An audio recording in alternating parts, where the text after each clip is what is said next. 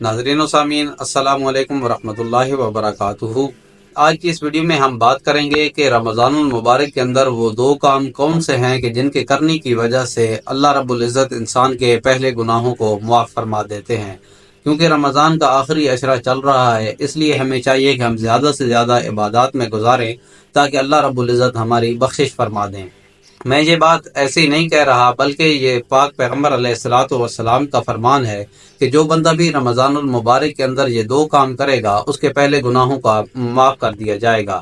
پیارے پیغمبر علیہ الصلاۃ والسلام کا ارشاد پاک ہے، من صام رمضان ایمانا و احتسابا غفر له ما تقدم من ذنبی ومن قام رمضان ایمانا و احتسابا غفر له ما تقدم من ذنبی،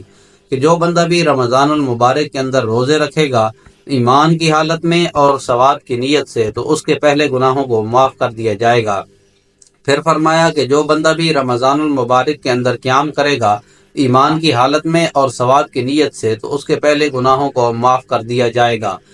یہ پیارے پیغمبر علیہ الصلوۃ والسلام نے دو شرطیں رکھی ہیں کہ ایمان کی حالت میں، یعنی کہ اللہ رب العزت کو وحدہ لا شریک مانتے ہوئے کہ اس کا کوئی شریک نہیں ہے، اور ثواب کی نیت سے، ریاکاری نہ ہو، یہ نہ ہو کہ لوگ کہیں کہ یہ بڑا نمازی ہے، بڑا روزے دار ہے، بلکہ صرف اور صرف اس کا مقصود جو ہے وہ تقویٰ ہو۔ جب یہ کام وہ کرے گا تو اللہ رب العزت غفر له ما تقدم من ذنبی، اس کے پہلے گناہوں کو معاف فرما دیں گے۔ وما علینا الا البلاغ المبین۔